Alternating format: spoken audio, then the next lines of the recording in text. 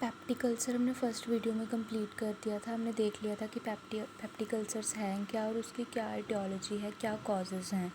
तो नेक्स्ट हम स्टार्ट करेंगे anti ulcer drugs. Anti ulcer drugs वो ड्रग्स होंगी जो पेप्टिक अल्सर को ट्रीट करने के लिए यूज़ होती हैं। तो इसकी क्लासिफिकेशन है, फर्स्ट है gastric acid secretion inhibitor, second gastric acid neutraliser, third है अल्सर प्रोटेक्टिव और फोर्थ है एंटी एच पाइलोरिक ड्रग्स। तो जो गैस्ट्रिक एसिड सिक्रीशन इनहिबिटर हैं, ये नाम से पता चल रहा है ये क्या करेंगे, गैस्ट्रिक एसिड की सिक्रीशन ही नहीं होने देंगे, HCl की सिक्रीशन ही नहीं होने देंगे। उसके बाद में गैस्ट्रिक एसिड न्यूट्रलाइज़र्स जो हैं, इन केस अगर सिक्रीशन हो भी गई है किसी वजह से, तो गैस्ट्रिक एसिड न्यूट्रलाइज़र क्या करते हैं, HCl की सिक्रीशन को न्यूट्रलाइज़ करेंगे, HCl को न्यूट्रलाइज़ करेंगे। उसके बाद में अल्सर प्रोटेक्टिव क्या है, एक पॉलीमर की लेयर बना लेते हैं, एक प्रोटेक्टिव लेयर बना लेते हैं अल्सर के ऊपर। उसके बाद में anti H pyloric drug, H pyloric हमने पढ़ा था एटियोलॉजी में, एग्रेसिव फैक्टर होता है। तो एंटी एच पाइलोरिक क्या है, जो एच पाइलोरिक को क्या करेंगे, ब्लॉक करेंगे।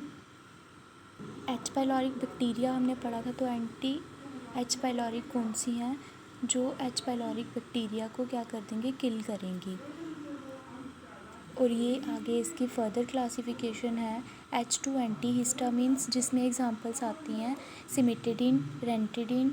उसके बाद में एंटी कोलिनर्जिक है, फिर प्रोटॉन पंप इनहिबिटर्स है, प्रोस्टाग्लैंडिन्स हैं। इनमें से मेन जो है वो है प्रोटॉन पंप इनहिबिटर।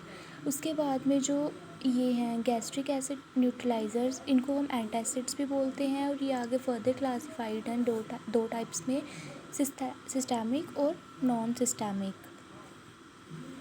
ये गैस्ट्रिक एसिड न्यूट्रलाइज़र हैं, मतलब HCl को न्यूट्रलाइज़ करते हैं। तो सिस्टैमिक कौन से हैं, सोडियम बाइकार्बोनेट। अब सोडियम बाइकार्बोनेट क्या है, बेसिक नेचर क्या होता है, तो गैस्ट्रिक एसिड, तो एसिड और बेस मिलके क्या होंगे, न्यूट्रलाइज हो जाएंगे। उसके बाद में अल्सर प्रोटेक्टिव, फिर इसमें एच पाइलोरिक में कौन सी एग्जांपल्स आएंगी, मेनली जो हमारी क्या होती हैं, एंटीबैक्टीरियल ड्रग्स, एंटीबायोटिक्स। और जो अल्सर प्रोटेक्टिव्स हैं, मेनली जो घरों में यूज़ होते हैं, हनी यूज़ करते हैं अल्सर्स पे, एग एल्ब्यूमिन्स यूज़ करते हैं, बनाना भी यूज़ करते हैं मैश करके। और जो मेडिकल प्रिपरेशंस हैं वो हैं सक्रालफेट। अब हम एक एक करके सारी क्लासिफिकेशंस को डिस्कस करेंगे। तो फर्स्ट क्या थी हमारे पास, गैस्ट्रिक एसिड सिक्रीशन इनहिबिटर, और इसमें सबसे पहले था H2 एंटी हिस्टामिन। एग्जांपल्स थी सिमिटेडिन, रेंटिडिन, फेमोटिडिन। सबसे पहले इसका मैकेनिज़्म क्या है, हिस्टामिन जो है वो रिसेप्टर के साथ बाइंड होके क्या करता है, HCl सिक्रीट करता है। ये हमने एग्रेसिव फैक्टर में भी पढ़ा, ये मैंने यहाँ पे भी बताया था गैस्ट्रिक एसिड रेगुलेशन में, कि जो हिस्टामिन है वो रिसेप्टर के साथ बाइंड होके HCl की सिक्रीशन को इंक्रीज़ करता है। तो अब एंटी हिस्टामिन के केस में क्या होगा, जो अब हमने क्या करना है, H2 एंटी हिस्टामिन यूज़ करने हैं, जो क्या कर देंगे, H2 रिसेप्टर को ब्लॉक कर देंगे। तो जो सिक्रीट हो रहा था HCl वो नहीं हो पाएगा। तो जो ये ड्रग्स हैं रेंटिडिन और फेमिटोडिन, ये क्या करती हैं, H2 रिसेप्टर को ब्लॉक करती हैं। कैसे करती हैं, ये क्या करती हैं, ये जो ड्रग्स हैं ये रिसेप्टर साइट के साथ जाके बाइंड हो जाएंगी, ठीक है, और हिस्टामिन को रिसेप्टर के साथ बाइंड नहीं होने देंगी। और उसके बाद जो सिमिटिडीन है, ये कैसे अपना एक्शन शो करती है, कैसे, क्या मैकेनिज़्म है इसका। इसमें क्या हो रहा था, ये जो ड्रग्स थी ये रिसेप्टर के साथ बाइंड हो रही थी और हिस्टामिन को इसके साथ बाइंड नहीं होने दे रहे थे, ब्लॉक कर रही थी हिस्टामिन की बाइंडिंग। तो इसमें क्या है, सिमिटिडीन जो है वो हिस्टामिन के साथ कम्पीट करती है, ठीक है। सिमिटिडीन हिस्टामिन के साथ कम्पीट करेगी, जिसकी ज़्यादा एफिनिटी होगी, जैसे सिमिटिडीन की मोर एफिनिटी होगी तो वो जाके बाइंड हो जाएगा और हिस्टामिन बाइंड नहीं हो पाएगा, ठीक है। तो इसमें क्या है, ये कम्पीट कर रही है और इसमें क्या हो रहा है, ये रिसेप्टर को ही ब्लॉक कर रही हैं ये वाली ड्रग, ताकि हिस्टामिन अटैच ना हो पाए। और ये जो H2 एंटी हिस्टामिन्स हैं, ये और क्या करते हैं, ये पेप्सिन के रिलीज़ को भी कम करती हैं। पेप्सिन क्या एंजाइम थी, प्रोटोलिटिक एंजाइम, प्रोटीन्स की ब्रेकडाउन करती है जो, और की सिक्रीशन को भी कम करते हैं। गैस्ट्रिन क्या है? गैस्ट्रिन हार्मोन है जो क्या करता है? स्टिमुलेट करता है HCl को, HCl की सिक्रीशन को स्टिमुलेट करता है गैस्ट्रिन। और यूजेस क्या है H2 एंटीहिस्टामिन्स के? पेप्टिक अल्सर्स में यूज़ हो रहे हैं, गैस्ट्राइटिस, स्टमक में इन्फ्लेमेशन हो जाना, उसके बाद में ज़ोलिंगर एलिसन सिंड्रोम। ये कौन सा सिंड्रोम है? इसमें क्या कि गैस्ट्रिन की सिक्रीशन बहुत ज़्यादा होने लग जाती है और ये प्री एनेस्थेटिक भी है। उसके बाद में हम स्टार्ट करेंगे proton pump inhibitor. Proton pump inhibitor के इसी को बोलते हैं। उसके बाद में हमने प्रोटॉन पंप इनहिबिटर पढ़ना है, मतलब इसको क्या करेंगे? ब्लॉकेज पढ़नी है प्रोटॉन पंप की, इसकी ब्लॉकेज पढ़नी है, इसकी सिक्रीशन कम। प्रोटॉन पंप इनहिबिटर्स की एग्जांपल्स हैं ओमेप्राजोल, ये प्रोटोटाइप ड्रग है। प्रोटोटाइप ड्रग की ये क्या है? ये वो ड्रग है जो पूरी क्लास की ड्रग्स की जो भी वो प्रॉपर्टीज़ हैं उनको रिप्रेजेंट करती है। ठीक है, सारी क्लास की ड्रग्स को रिप्रेजेंट करती है ये ड्रग, मतलब जो इनकी प्रॉपर्टीज़ होंगी वो इन्हीं के साथ मिलती जुलती होंगी, सिमिलर होंगी ओमेप्राजोल के साथ। और मेनली जो PPI हैं प्रोटॉन पंप इनहिबिटर्स, इनमें क्या उसमें इसमें वो ड्रग्स आती हैं जिनका फिक्स जो है वो जोल होता है, जैसे ओमेप्राजोल, पेंटाप्रोजोल। ठीक है, उसके बाद में ये क्या है? They are inactive pro drugs. ये क्या है? एक तरह की प्रो ड्रग ही होती है। और ये क्या है? एंटेरिकोटिक प्रो ड्रग। क्यों? कि जब हम इसे लेते हैं, मेनली आपको पता होगा जो ओमेप्राजोल है वो क्या करते हैं, हम खाना खाने से पहले लेते हैं। खाना खाने से पहले क्यों लेते हैं? ताकि जो ये जब स्टमक में जाए तो एक्टिवेट ना हो, ये तभी एक्टिवेट हो जब स्टमक में फूड आए। ठीक है, उसके बाद में एंटेरिक कोटेड क्यों होती हैं ये? क्योंकि ताकि ये क्या pH जो है जब 5 से कम हो तभी एक्टिवेट होती हैं ये, तभी ये एंटेरिक कोटेड होती हैं, ताकि जब स्टमक में जो pH है वो एसिडिक हो तभी ये एक्टिवेट हो पाएँ। उसके बाद में जो प्रोटॉन पंप इनहिबिटर्स हैं ये क्या करते हैं? कम्युलेट हो जाते हैं पेराइटल सेल्स में। पेराइटल सेल्स मैंने बताया था कहाँ होते हैं? स्टमक में, जो HCl को रिलीज़ करते हैं स्टमक में। और उसके ये कहाँ पे ये क्या करते हैं? स्टमक में एक्यूमुलेट हो जाते हैं पेराइटल सेल्स में स्टमक के। तो ये क्या करते हैं? जैसे ही एसिडिक मीडियम हो जाता है स्टमक में, मतलब जब बंदा फूड ले रहा है उसके बाद में ये क्या एक्टिवेट होना स्टार्ट हो जाते हैं। तो जो PPI हैं वैसे तो इनएक्टिव रहते हैं, जब फूड आएगा मतलब स्टमक के अंदर जब एसिडिक मीडियम बन जाएगा तब ये क्या होंगे? एक्टिवेट हो जाएंगे। इसीलिए ये क्या है? एक तरह की इनएक्टिव प्रोडक्ट। और जो एक्टिव फॉर्म में ये कन्वर्ट होंगे बाद में, पहले तो ये प्रोटॉन पंप इनहिबिटर अब एज इट इज़ रहेंगे ना, एसिडिक मीडियम में जाने के बाद ये एक्टिवेट हो गए। जो एक्टिव फॉर्म जिसमें ये कन्वर्ट हुए वो होती है सल्फेनामाइड। ये मैकेनिज़्म है इसका। ओमेप्राजोल जो है वो एक्टिवेट होगी सल्फेनामिक एसिड में, जो कन्वर्ट होगा सल्फेनामाइड। और ये जो सल्फेनामाइड है ये क्या करता है? प्रोटॉन पंप के साथ कोवलेंट बॉन्डिंग बना लेता है। कोवलेंट बॉन्डिंग, स्ट्रॉन्ग बॉन्डिंग, तो मतलब ये क्या है? एक तरह का इरिवर्सिबल प्रोसेस होगा। एक बार इसकी बॉन्डिंग हो गई इसके साथ तो वो बॉन्डिंग ब्रेक नहीं हो सकती। स्ट्रॉन्ग बॉन्डिंग है तो ये आगे क्या करेगा? गैस्ट्रिक एसिड की सिक्रीशन को डिक्रीज़ कर देगा जब इसके साथ बॉन्डिंग हो गई सल्फेनामाइड की प्रोटॉन पंप के साथ। उसके बाद में जो ओमेप्राजोल है ये क्या, इन्हें क्या है? एसिडिक मीडियम चाहिए होता है एक्टिवेशन के लिए, ये हमने पीछे भी पढ़ लिया। नेक्स्ट ये है कि एंटासिड्स या फिर H2 ब्लॉकर्स के साथ अगर हम देते हैं PPIs को, ठीक है, तो ये क्या करते हैं? PPI की एक्टिविटी को कम कर देते हैं। क्यों? क्योंकि इनका क्या काम था एंटासिड्स का और इसका, ये क्या कर रहे थे? HCl के न्यूट्रलाइजेशन कर रहे थे, एसिड मीडियम को कम कर रहे थे। तो हमने ये पढ़ा कि PPI जो है वो एसिडिक मीडियम में एक्टिवेट होंगे। तो अगर हम इसके साथ देंगे PPI को तो क्या होगा? PPI जो है वो एक्टिवेट नहीं हो पाएंगे, क्योंकि ये जो है वो क्या कर देंगे? मीडियम को न्यूट्रल कर देंगे एसिडिक। और PPI जो है वो उनको एसिडिक मीडियम चाहिए होता है एक्टिवेशन के लिए। यही तो इसमें यही है कि जब PPI को हम कॉम्बिनेशन में देते हैं एंटासिड या H2 ब्लॉकर्स के साथ तो ये PPI की एक्टिविटी जो है वो कम हो जाती है, प्रोटॉन पंप्स की एक्टिविटी कम हो जाएगी। तो यूजेस क्या हैं इसके? पेप्टिक अल्सर्स के ट्रीटमेंट के लिए यूज़ होता है। उसके बाद में GRED क्या है, डिज़ीज़ है गैस्ट्रोफेरेंजियल रिफ्लक्स डिसीज़, और इसको हार्ट बर्न भी बोलते हैं। ड्रग इंड्यूस्ड अल्सर्स, जो नेसेट्स का हमने पढ़ा था फॉर्म्स में अल्सर की, कि ड्रग्स की वजह से, मतलब किसी ड्रग के साइड इफ़ेक्ट्स की वजह से अगर अल्सर हुए हैं तो उसके ट्रीटमेंट्स में भी यूज़ होते हैं PPI। और अगर PPI को H. pylori के साथ देंगे हम तो क्या करेंगे, रिस्पॉन्स जो है ड्रग के, मतलब एक्टिविटी जो है वो क्या होगी, इंक्रीज़ हो जाएगी अगर हम H. pylori के साथ कम्बिनेशन में दे रहे हैं। और अगर हम H2 ब्लॉकर्स और या फिर एंटासिड के साथ दे रहे हैं तो PPI की एक्टिविटी जो है वो कम हो जाती है।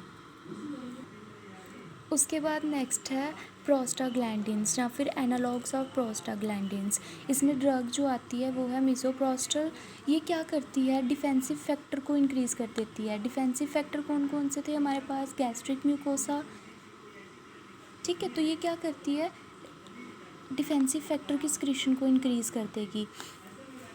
तो सबसे पहले जो प्रोस्टाग्लैंडिन जो रिस्पॉन्सिबल होते हैं, जो एंटी अल्सर प्रोस्टाग्लैंडिन जो एंटी अल्सर एक्टिविटी शो करते हैं वो है PGI2 PGE2, और ये कहाँ पे बनते हैं, गैस्ट्रिक म्यूकोसा में। उसके बाद में ये कैसे अल्सर्स को प्रोटेक्ट करते हैं, एक तो ये गैस्ट्रिक सिक्रीशन को कम कर देंगे, HCl की सिक्रीशन को कम करेंगे, और दूसरा म्यूकस की सिक्रीशन को इंक्रीज़ कर देंगे। जो गैस्ट्रिक म्यूकोसा है, मतलब जो प्रोटेक्टिव लेयर बनती है GIT के अराउंड, वो इंक्रीज़ हो जाएगी म्यूकस की सिक्रीशन। और म्यूकस की सिक्रीशन इंक्रीज़ होने के साथ साथ कार्बोनेट आयंस की सिक्रीशन भी ज़्यादा होगी। कार्बोनेट आयंस बेसिक नेचर के होते हैं, तो ये अगर HCl ज़्यादा होगा तो बेसिक नेचर वाली जो आयंस हैं ये क्या करेंगी, कंबाइन होके एसिड और बेस कंबाइन होके न्यूट्रल हो जाएंगे। नेक्स्ट है गैस्ट्रिक एसिड न्यूट्रलाइजर्स। ये वो हैं एंटासिड्स जो क्या करते हैं, गैस्ट्रिक एसिड को न्यूट्रलाइज़ कर देंगे। और मेनली ये कि बेसिक नेचर वाली ड्रग्स आएंगी इसमें सारी, क्योंकि अगर एसिड है तो उसे न्यूट्रलाइज़ कौन करेगा, बेस। तो इसमें आएंगे सोडियम बाइकार्बोनेट, एल्युमिनियम हाइड्रोक्साइड या फिर मैग्नीशियम हाइड्रोक्साइड, कैल्शियम कार्बोनेट, वो सारी ड्रग्स आती हैं इसमें। तो जो एंटासिड्स हैं इनकी ड्यूरेशन ऑफ एक्शन जो है वो कितना होता है, अबाउट 30 to 60 मिनट्स। और मेनली इन्हें भी PPI की तरह एम्प्टी स्टमक ही लेते हैं, ताकि जब एसिडिटी होना स्टार्ट हो, एसिडिक मीडियम बनना स्टार्ट हो स्टमक के अंदर, तो ये एक्टिवेट हो पाएँ। उसके बाद में ये क्या बेसिक नेचर के होते हैं। अब HCl को न्यूट्रलाइज़ करना है, गैस्ट्रिक एसिड को न्यूट्रलाइज़ करना है, तो ड्रग्स बेसिक नेचर वाली ही होंगी और मेनली इन्हें ओरली ही लिया जाता है। और ये क्या करते हैं, pH जो गैस्ट्रिक कंटेंट है, गैस्ट्रिक कंटेंट क्या होगा, स्टमक में जो भी मटेरियल है, फूड मटेरियल, ठीक है, वो ये क्या करते हैं, उसके pH को इंक्रीज़ करते हैं। मतलब क्या कर रहे हैं, बेसिसिटी इंक्रीज़ कर रहे हैं कंटेंट की, जिसकी वजह से एसिडिक मीडियम जो है बेसिसिटी इंक्रीज़ होने की वजह से न्यूट्रल हो जाएगा। उसके बाद हमने देखा कि इसकी 2 टाइप्स हैं, सिस्टेमिक और नॉन सिस्टेमिक। अब नाम से पता चल रहा है सिस्टेमिक कौन सी होती है, सिस्टेमिक वो है जो एब्जॉर्ब हो जाएगी, ठीक है ना। सिस्टेमिक क्या है, जो ब्लड सर्कुलेशन में जाएगी एब्जॉर्ब होके। और जो नॉन सिस्टेमिक है ये क्या होती है, ये मेनली स्टमक से एब्जॉर्ब होती हैं। उसके बाद में क्या है, सोडियम कार्बोनेट इसकी एग्जांपल है, तो हमने इसी का बताया है। सोडियम कार्बोनेट जो है वो इंटेस्टाइन से एब्जॉर्ब होगी, ठीक है। और क्या होगा, pH क्या करेगी, ये pH को इंक्रीज़ करेगी, ठीक है, गैस्ट्रिक कंटेंट के, मतलब बेसिसिटी को इंक्रीज़ करेगी। और जिसकी वजह से क्या होगा, जो सोडियम कार्बोनेट है वो क्या करेगी, CO2 को बॉडी से रिलीज़ करेगी एज इरेक्टेशन। इरेक्टेशन क्या होता है, ऐसे नॉर्मल लैंग्वेज में बोलते हैं जैसे डकार आना, ठीक है। तो मतलब इरेक्टेशन मतलब release of CO2 from mouth या थ्रू माउथ। उसके बाद नॉन सिस्टेमिक की एग्जांपल्स होगी magnesium hydroxide, aluminium hydroxide, calcium carbonate. उसके बाद सिस्टेमिक का मैकेनिज़्म बताया हुआ है मैंने कि कैसे ये एसिड के साथ कंबाइन होके CO2 रिलीज़ करते हैं, न्यूट्रल करते हैं कंटेंट को। क्या थी इसकी एग्जांपल, सोडियम बाइकार्बोनेट। तो हमने सोडियम कार्बोनेट लिया, उसमें क्या होगा, ये एसिड के साथ मिलेगा स्टमक में जाके, ठीक है। तो ये क्या करेंगे, कन्वर्ट हो जाएंगे NaCl, वाटर और CO2 में। और CO2 ये एरो क्या है, एज ए गैस। कहाँ से रिलीज़ हो रही है, माउथ, इसलिए CO2 जो है वो एज इरेक्टेशन रिलीज़ होगी। नॉन सिस्टेमिक के केस में क्या होता है, इसकी एग्जांपल्स क्या आती है, कैल्शियम कार्बोनेट, मैग्नीशियम हाइड्रोक्साइड वगैरह। तो इसमें क्या है, इसमें भी क्या है कि HCl के साथ रिएक्ट होके सॉल्ट और H2O फॉर्म करेंगे। इसमें भी सॉल्ट और H2O फॉर्म हो रहा था, बट CO2 रिलीज़ हो रही थी एज इरेक्टेशन। बट इस केस में सिर्फ सॉल्ट और वाटर। उसके बाद में और क्या है कि ये जो ड्रग्स हैं एंटासिड्स, ये क्या करती हैं, प्रोटेक्टिव लेयर भी फॉर्म करती हैं अल्सर के अराउंड। और जो एक्वस सोल्यूशन होता है मैग्नीशियम हाइड्रोक्साइड का, उसे मिल्क ऑफ मैग्नीशिया कहते हैं।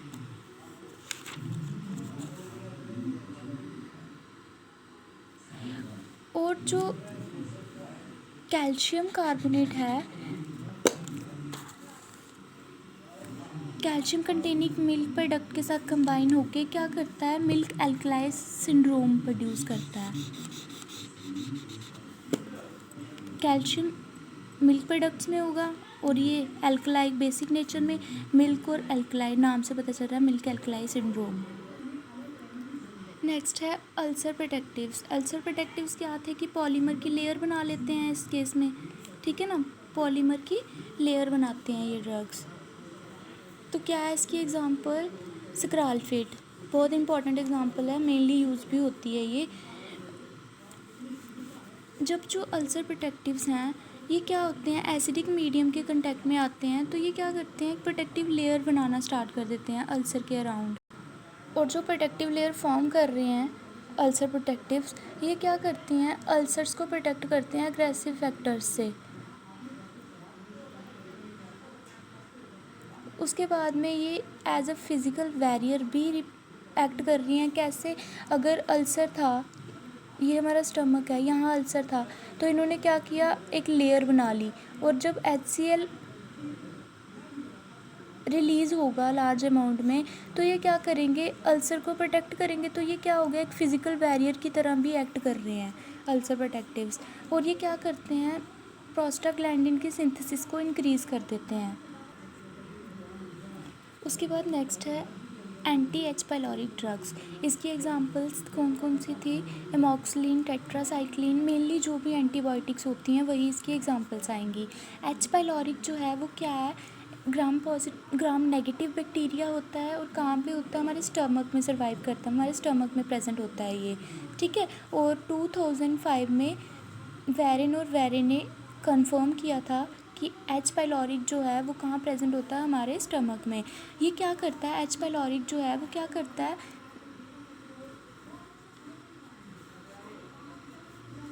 एसिड की सिंथेसिस को इंक्रीज़ करता है। तो जो एंटी H पाइलोरिक हैं वो क्या करते हैं, अमोनिया प्रोड्यूस करेंगे जो यूरिएज एक्टिविटी से। अमोनिया क्या है, बेसिक नेचर का। तो जो H पाइलोरिक जो हैं वो रिलीज़ कर रहे हैं HCl को, वो क्या होगा, अमोनिया की वजह से न्यूट्रल हो जाएगा, ठीक है। जो ये ड्रग्स हैं अमॉक्सिलिन, टेट्रासाइक्लिन, ये क्या करती हैं, अमोनिया की formation. For foster activity anti H pyloric drug plus PPI, मतलब अगर हमें बेटर एक्टिविटी चाहिए तो मेनली H पाइलोरिक को PPI के साथ कॉम्बिनेशन में यूज़ किया जाता है। तो मैंने यही डायग्राम में बताया हुआ है कि ये हमारा स्टमक है और इसमें पेराइटल सेल्स प्रेजेंट होते हैं। पेराइटल सेल्स क्या करते हैं, HCl को रिलीज़ करते हैं, ठीक है। और जो H पाइलोरिक प्रेजेंट होते हैं ये भी क्या करते हैं, HCl को रिलीज़ करते हैं। तो जो एंटी H पाइलोरिक होंगे वो क्या करते हैं, एक यूरिएज एक्टिविटी परफॉर्म करते हैं स्टमक के अंदर। यूरिएज एक्टिविटी से क्या होता है, यूरिया और अमोनिया जो है वो रिलीज़ होता है, ठीक है। ये जो अमोनिया और CO2 जो हैं जिनकी वजह से एसिडिक इन्वायरमेंट जो होगा, एसिडिक मीडियम जो है वो न्यूट्रल हो जाएगा। अमोनिया बेसिक होता है तो वही सोडियम कार्बोनेट की तरह बेसिक नेचर होगा इसका, तो ये क्या करेगा, एसिडिक मीडियम को न्यूट्रल करने में हेल्प करेगा। उसके बाद में है GERD। GERD क्या है? Gastro oesophageal reflux disease. इसको एसिड रिफ्लक्स भी बोलते हैं। इसमें क्या है, सबसे पहले तो इसोफेगस क्या है? ट्यूब होती है जो फूड को माउथ से स्टमक में कैरी करती है। ये स्ट्रक्चर मैंने बनाया है, यहाँ माउथ होगा तो इसोफेरेंशियल फूड को माउथ से स्टमक तक लेके जाने में, स्टमक को पास करने में हेल्प करती है। तो ये क्या है? GERD happens when muscles at the end of your oesophagus does not close properly. जब ये जो सबको पता है कि पेरिस्टाल्टिन मूवमेंट शो करती है ना हमारी GIT, तो जो मूवमेंट रिफ्लेक्स और जो कंट्रैक्शन और रिलैक्सेशन शो करती हैं मसल्स, अगर वो प्रॉपरली नहीं हो पा रही है, मसल टोन जो है इसोफेगस की अगर बिगड़ रही है, कॉन्ट्रैक्शन रिलैक्सेशन प्रॉपरली नहीं हो रही, तो उस केस में GERD होने का तो इस केस में GERD होने के चांसेस होते हैं। ठीक है, कब? जब इसोफेगस जो है, ठीक है, उसकी मसल्स जो हैं वो प्रॉपरली क्लोज नहीं हो रही। मसल्स जो है सबको पता है कॉन्ट्रैक्शन और रिलैक्सेशन शो कर रही हैं, तो GERD तब होती है जब जो इसोफेगस की मसल टोन जो है वो बिगड़ जाती है। उसके बाद में है ये क्या, GERD में क्या होता है? स्टमक कंटेंट जो है, मतलब जो भी कंटेंट हमारे स्टमक में होगा, कंटेंट क्या है कि फूड मटेरियल, ठीक है, वो क्या होगा, उसकी रिफ्लक्स क्यों बोलते हैं इस डिसीज़ को, कि जो कंटेंट है उसकी बैकवर्ड लीकेज होती है। ठीक है, फूड जो है वो माउथ से स्टमक में आता है ना इसोफेगस के थ्रू। तो GERD के केस में जो हमारा स्टमक कंटेंट है, जो भी मटेरियल हमारे स्टमक में हो, वो क्या होगा, स्टमक से स्मॉल इंटेस्टाइन में पास होने की जगह उसकी क्या होगी, बैकवर्ड लीकेज। क्यों? क्योंकि एक तो मसल्स जो हैं इसोफेगस की वो प्रॉपरली कॉन्ट्रैक्ट रिलैक्स नहीं हो पा रही हैं। ठीक है, तो उसकी वजह से बैकवर्ड लीकेज होगी इसकी, और इसोफेगस में इरिटेशन कॉज होगी। ठीक है ना। उसके बाद में this cause burning of chest, जिसकी वजह से चेस्ट बर्निंग हो सकती है, या फिर हार्ट बर्निंग इसको बोलते हैं। और इसकी एग्जांपल्स क्या हैं? जो ड्रग्स यूज़ होती हैं GERD में, मेनली PPI यूज़ होता है, प्रोटॉन पंप इनहिबिटर्स, और है मेटोक्रोप्रोमाइड। ठीक है, जो PPI है मेनली, जो GERD है मेनली यही ड्रग्स यूज़ होती हैं, बहुत रेयर केसेस में ये ड्रग यूज़ होगी। मेटोक्लोप्रोमाइड क्या है? ये क्या है? कॉन्ट्रा इंडिकेटेड होती है प्रेगनेंसी के केस में। और अगर एग्ज़ाम्स में क्वेश्चन आ जाए, 2 मार्क्स में आने के चांसेस होंगे इस क्वेश्चन के, कि क्या है कि जो कौन सी ऐसी एंटी अल्सर ड्रग है जो क्या है कॉन्ट्रा इंडिकेटेड है प्रेगनेंसी में, मतलब प्रेगनेंसी के केस में नहीं दे सकते हैं जो। एक तो ये है, और दूसरी ड्रग जो है कॉन्ट्रा इंडिकेटेड,